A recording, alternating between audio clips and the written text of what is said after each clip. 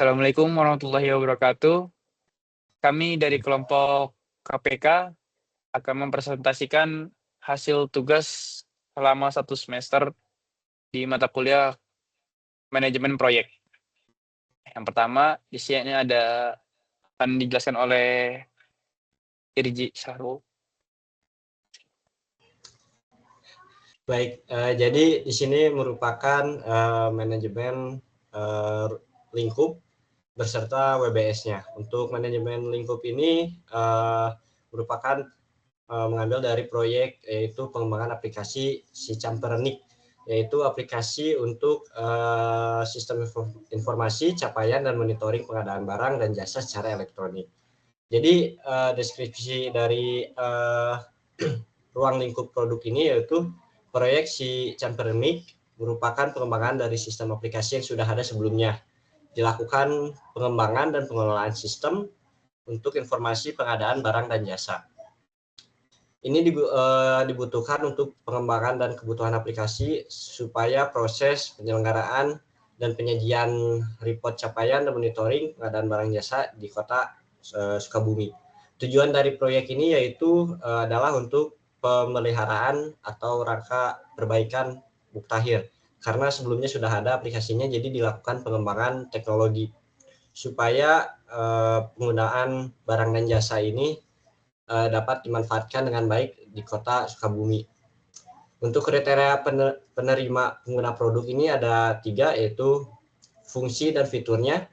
Aplikasi Campernik ini harus dapat berfungsi dengan baik, diantaranya pengajuan permintaan, proses monitoring, dan pelaporan. Yang kedua, kegunaannya, usability-nya, yaitu antarmuka harus mudah dipahami dan menarik sehingga pengguna dapat menggunakan tanpa kesulitan. Dan yang ketiga itu kinerja sistem dari aplikasi si Campernik, yaitu aplikasi harus dapat diakses dengan cepat tanpa gangguan. Nah, lingkup dari proyek ini yaitu dari pengembangan aplikasi itu sendiri, yang melakukan pengembangan dari aplikasi si Campernik, lalu pengembangan sistem aplikasi e-processing, yang ketiga integrasi dengan sistem informasi dari pengadaan barang dan jasa, dan yang keempat penyajian laporan capaian dan monitoring pengadaan barang dan jasa.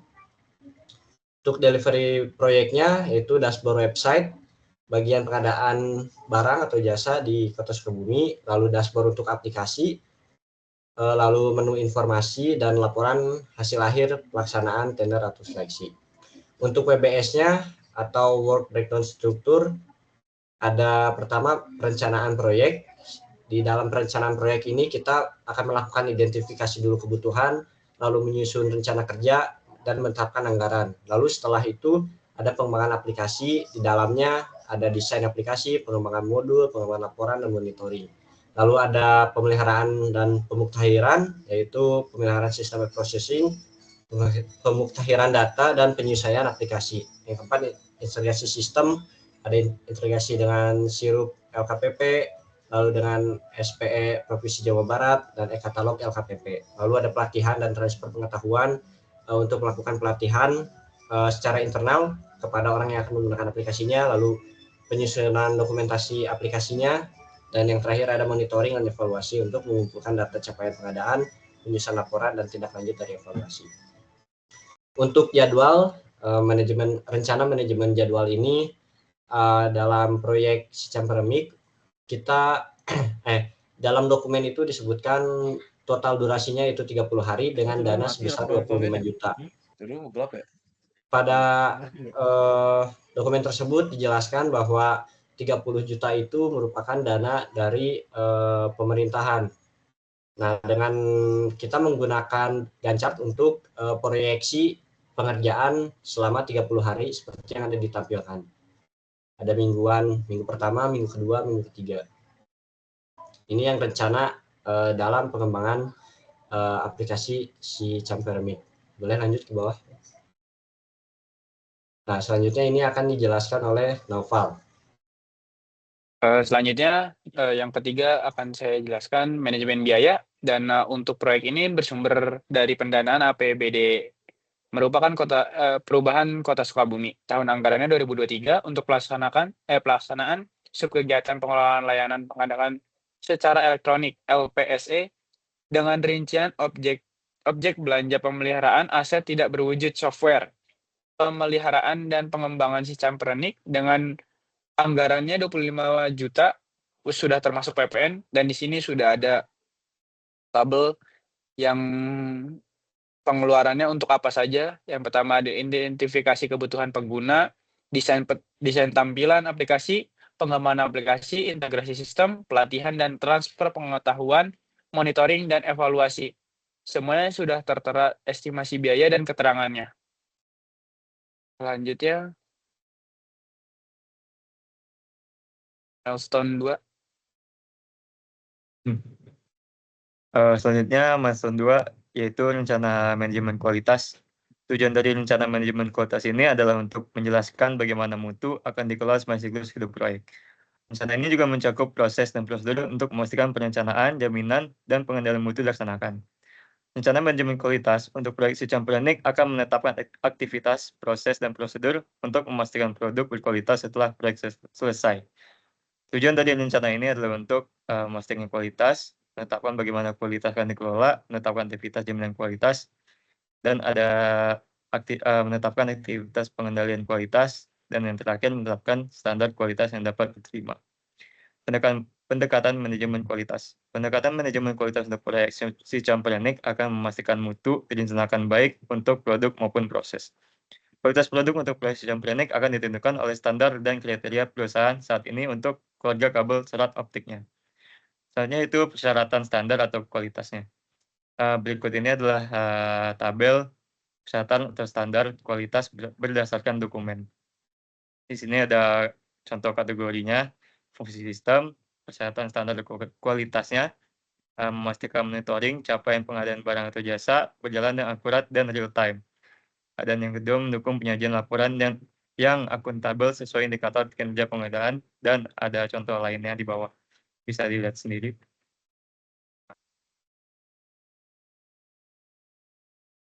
Selanjutnya itu jaminan kualitas. Penjaminan kualitas dari si Campernik dalam dokumen KAK meliputi beberapa aspek inti seperti keakuratan dan konsistensi data, standar teknis, efisiensi dan keandalan, pemeliharaan dan pengembangan, dan kepatuhan regulasi. Pengukuran pengendalian kualitas dalam aplikasi ini mencakup beberapa aspek utama. Yang pertama, indikator kinerja utama atau IKU, seperti ketepatan waktu, efisiensi biaya, dan kualitas pengadaan. Berikut adalah catatan penjaminan kualitas. Bisa dilihat sendiri, ada aspek catatan penjaminan mutu. Boleh di-scroll ke bawah.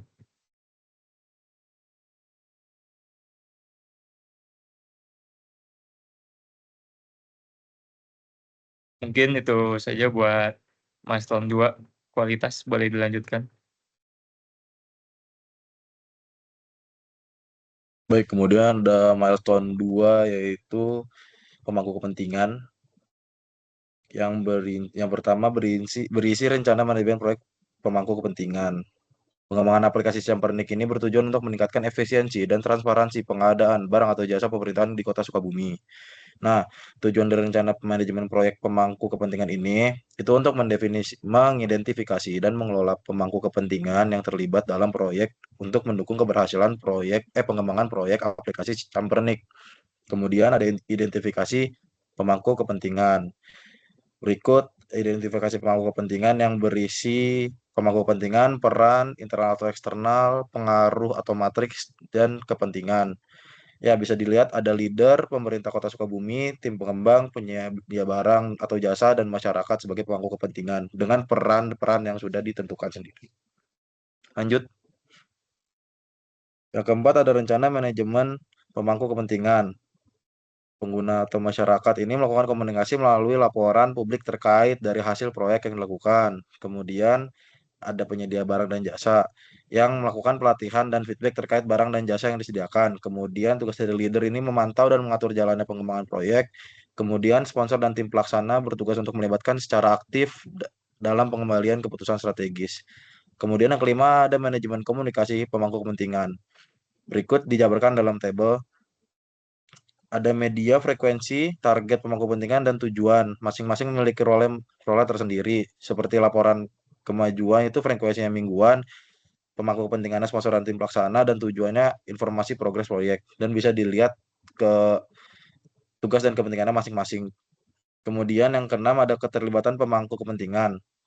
Nah, di sini ada strategi keterlibatan. Yang pertama, pemerintah Kota Sukabumi dilibatkan dalam setiap tahap proyek, mulai dari desain hingga evaluasi.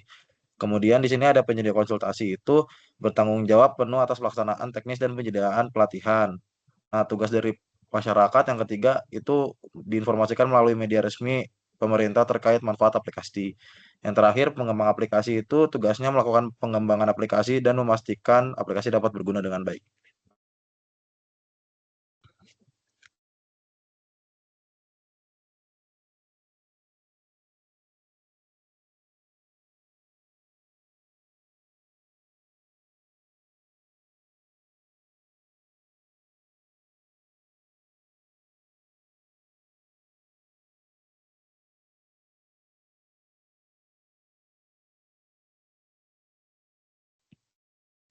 Selanjutnya yang human resource dan plan. Di sini ada rencana manajemen sumber daya manusia (SDM) bertujuan untuk memastikan bahwa kebutuhan tenaga kerja proyeksi Camprenik terpenuhi dengan kompetensi yang sesuai. Proyeksi Camprenik merupakan inisiatif strategi yang dirancang untuk meningkatkan efisiensi transportasi dan akuntabilitas dalam proses pengadaan barang dan jasa di Kota Sukabumi.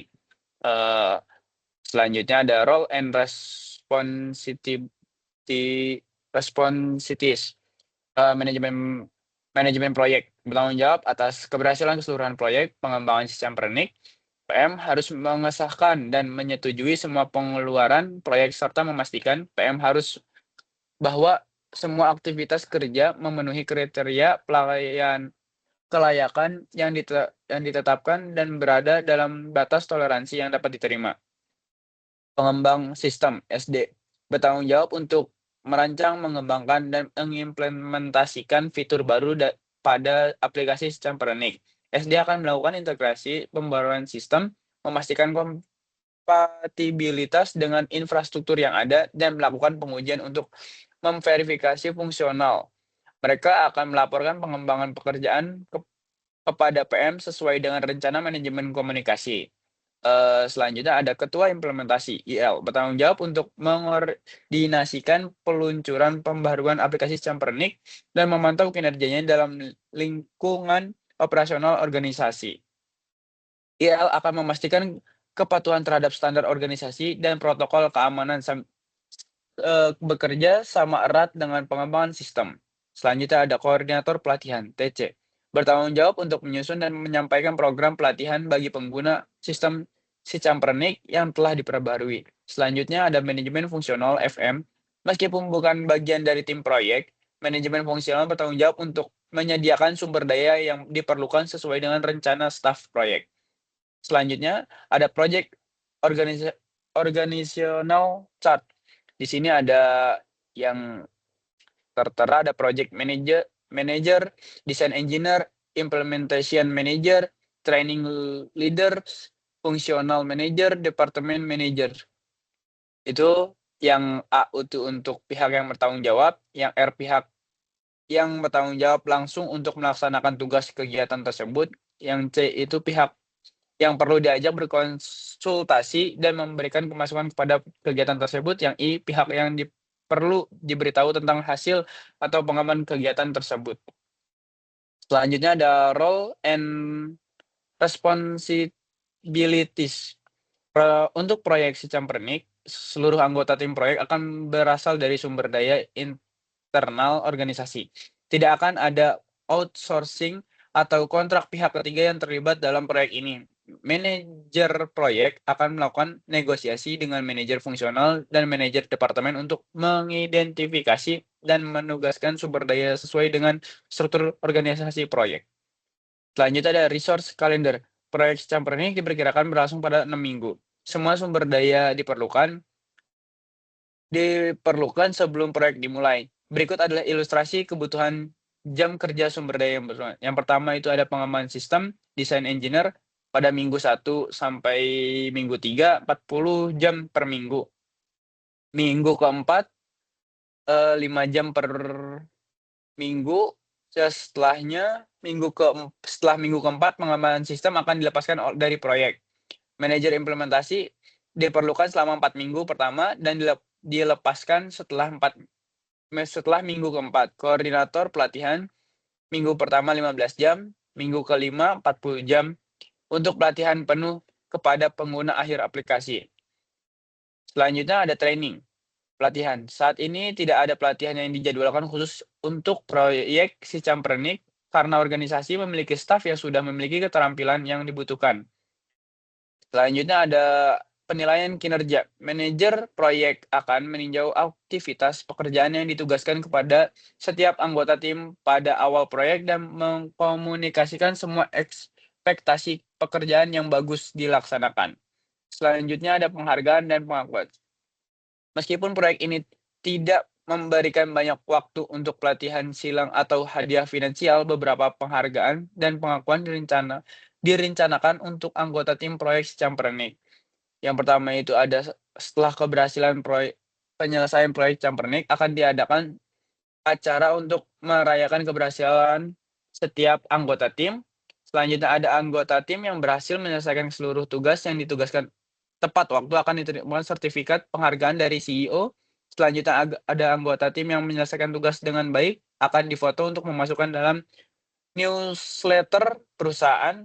Yang selanjutnya tiket film keluarga gratis akan diberikan kepada 2 anggota tim dengan kinerja terbaik di proyek ini.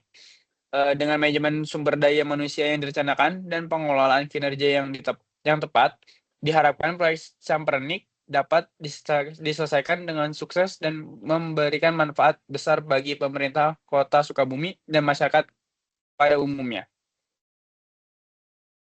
Selanjutnya, milestone 3, komunikasi.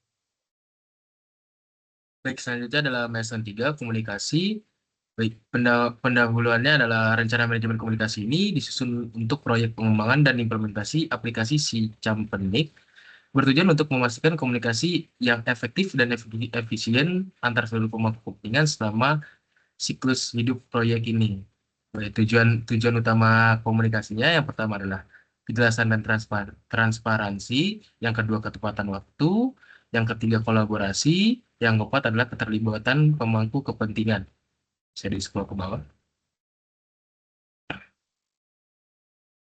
Baik, berikut adalah batasan-batasan yang mempengaruhi nantinya aliran komunikasi. Yang pertama adalah keterbatasan sumber daya manusia. Yang kedua adalah kendala teknologi dan infrastruktur. Yang ketiga adalah perbedaan zona waktu dan lokasi. Yang keempat adalah perbedaan pemahaman dan bahasa teknis. Yang kelima keterbatasan waktu untuk pembaruan informasi. Yang keenam kurangnya umpan balik yang konsisten. Baik, selanjutnya berikut adalah tabel tim direktori proyeknya ini, tim proyeknya.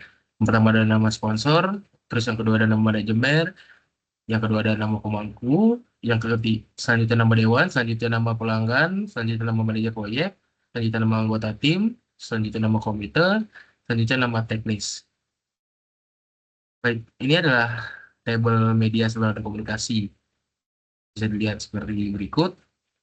Yang bawahnya ada tabel jenis laporan yang digunakan. Bisa dilihat seperti berikut. Baik, di bawahnya. Nah, berikut adalah tabel kepentingan dan tanggung jawab komunikasi. Yang pemangku kepentingan, pejabat pembuat komitmen bertanggung jawab seperti berikut. Konsultan bisa bertanggung jawab seperti berikut. Tim teknis bisa tanggung jawab seperti berikut. Pengelola kegiatan bisa tanggung jawab seperti berikut.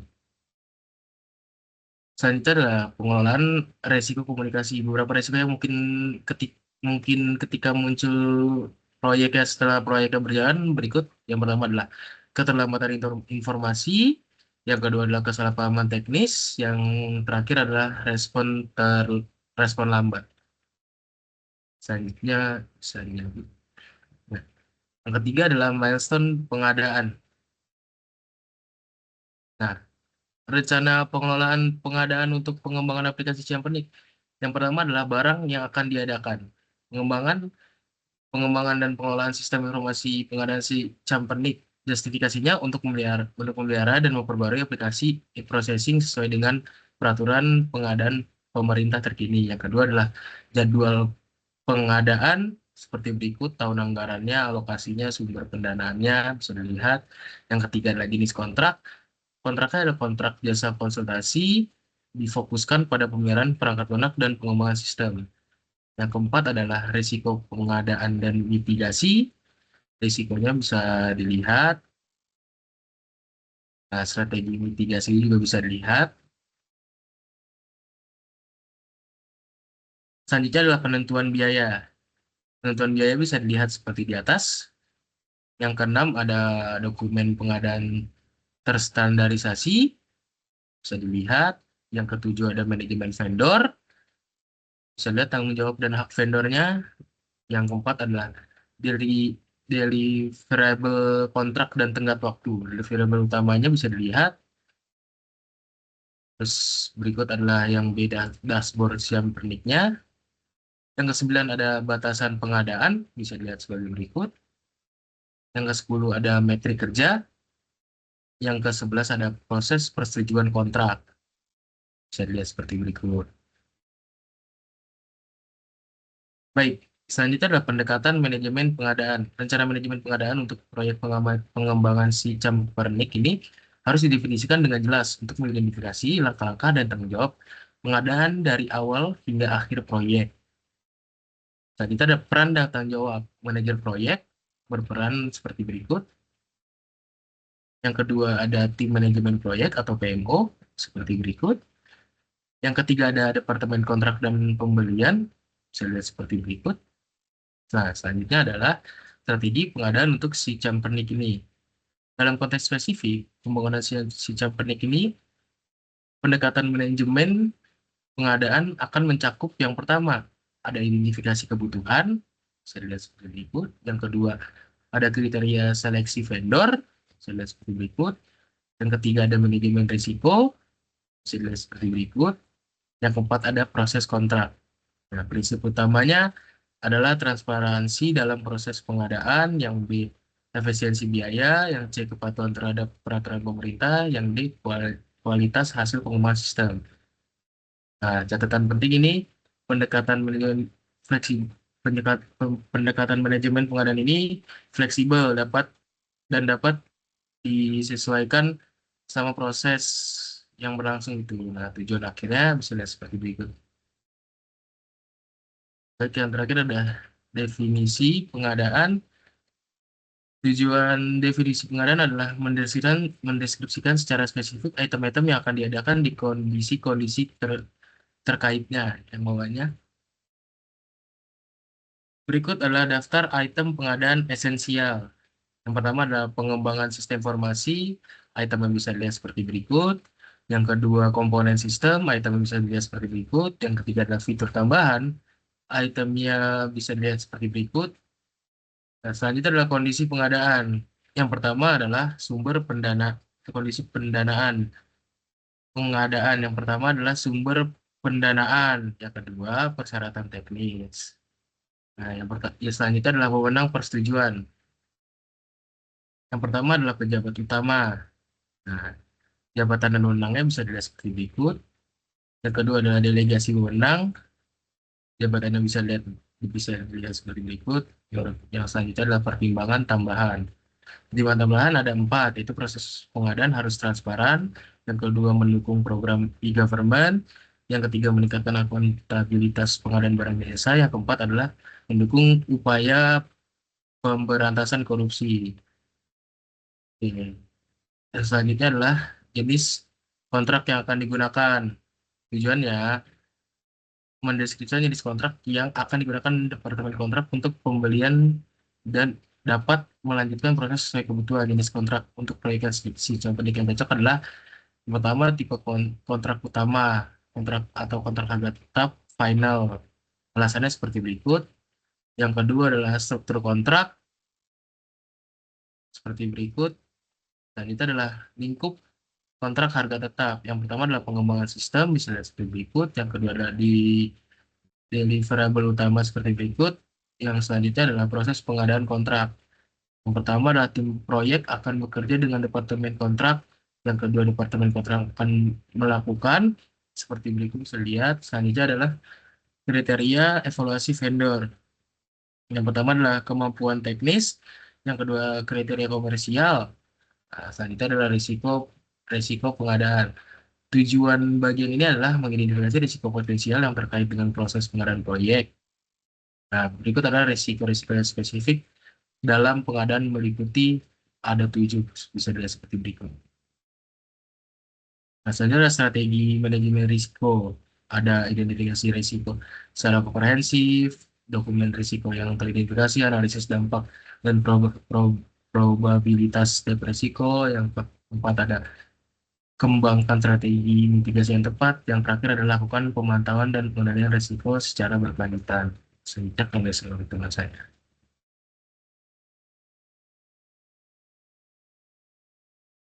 Selanjutnya yaitu manajemen risiko. Manajemen risiko dan pengembangan aplikasi ini bertujuan untuk memastikan aplikasi mendukung pengadaan barang atau jasa yang transparan, efisien, dan akuntabel di Kota Sukabumi. Untuk mitigasi, langkah strategis dilakukan seperti yang pertama penguatan infrastruktur dan keamanan, yang kedua pelatihan, yang ketiga penyelesaian berkala terhadap regulasi dan kebutuhan, yang keempat monitoring risiko secara berkelanjutan. Ada 3 risiko atas yang memiliki kemungkinan dampak tinggi terhadap aplikasi sistem pernik ini adalah yaitu risiko teknis, yang kedua risiko operasional, yang ketiga risiko regulasi. Pendekatan manajemen risiko dalam pengembangan aplikasi ini difokuskan pada 3 aspek utama. Pertama, risiko teknis ditangani dengan memperkuat infrastruktur. Yang kedua, risiko operasional diminimalkan melalui pelatihan intensif bagi pengguna. 3, risiko regulasi diatasi dengan pembaruan sistem secara berkala agar selalu sesuai dengan aturan terbaru. Identifikasi risiko yang pertama teknis. Risiko gagal sistem, ancaman keamanan data, dan ketidakstabilan infrastruktur teknologi. Yang kedua, operasional. Yang ketiga ada regulasi. Selanjutnya, kualifikasi dan prioritas risiko. Yang pertama ada risiko teknis, prioritas tinggi. Yang kedua ada risiko regulasi, prioritasnya level sedang sampai tinggi. Yang ketiga ada risiko operasional, prioritasnya sedang. Yang keempat, prioritas risiko diatur berdasarkan tingkat dampak dan kemungkinan terjadinya dengan fokus utama pada risiko teknis untuk menjamin keandalan aplikasi. Monitoring risiko. Berdasarkan identifikasi risiko dan prioritas yang telah ditetapkan, berikut adalah rencana pemantauan risiko aktif yang dapat diterapkan dalam pengembangan aplikasi sistem pernik. Yang pertama ada penetapan indikator kinerja utama. Contohnya ada risiko teknis, regulasi, operasional. Yang kedua, ada pembentukan tim pemantauan risiko. Yang ketiga, ada penggunaan alat dan teknologi pemantauan. Yang keempat, ada proses pemantauan berkala. Yang kelima, ada proses pelaporan risiko. Yang keenam, tinjauan dan penyesuaian rencana pemantauan. Yang ketujuh, latihan simulasi. Dan yang ke-8, risiko komunikasi yang efektif. Mitigasi dan penghindaran risiko. Setelah mengidentifikasi dan memprioritaskan risiko dalam proyek aplikasi ini, langkah selanjutnya adalah merumuskan strategi mitigasi yang efektif. Serangkaian tindakan yang bertujuan untuk mengurangi kemungkinan terjadi risiko atau dampak negatifnya terjadi. 1. Mitigasi risiko teknis. Contohnya ada peningkatan keamanan sistem, kestabilan infrastruktur, pengujian yang komprehensif. Yang kedua, mitigasi risiko regulasi. Contohnya ada pemantauan regulasi, kerjasama dengan regulator, dan dokumentasi yang lengkap. Yang ketiga ada mitigasi risiko operasional. Contohnya ada pelatihan pengguna, peningkatan antarmuka pengguna, dukungan teknis yang memadai. Contohnya yang keempat, strategi pengurangan risiko. Contohnya ada transfer risiko, penerimaan risiko. Yang kelima, langkah-langkah pengendalian risiko. Dan yaitu prinsip-prinsip umum pengelolaan risiko. Contohnya proaktif, kolaboratif, berbasis data, dan fleksibilitas. Berikut daftar risiko proyek sistem pernik dengan mempertimbangkan 3 risiko teratas dan pendekatan manajemen risiko yang telah diidentifikasi di atas. Ada risiko teknis, operasional, regulasi, risiko proyek. Bisa dilihat contoh-contohnya. Boleh di scroll. Selanjutnya ada risiko lainnya, contohnya kualitas data yang buruk, konflik antar tim. Selanjutnya itu yang terakhir, strategi mitigasi umum. Contohnya ada penguatan infrastruktur, peningkatan keamanan, dan lainnya. Bisa dilihat di berikut. Mungkin itu aja. Bisa ditutup. Oke, terima kasih. Sekian presentasi dari kelompok KPK. Kurang lebihnya mohon maaf. Assalamualaikum warahmatullahi wabarakatuh.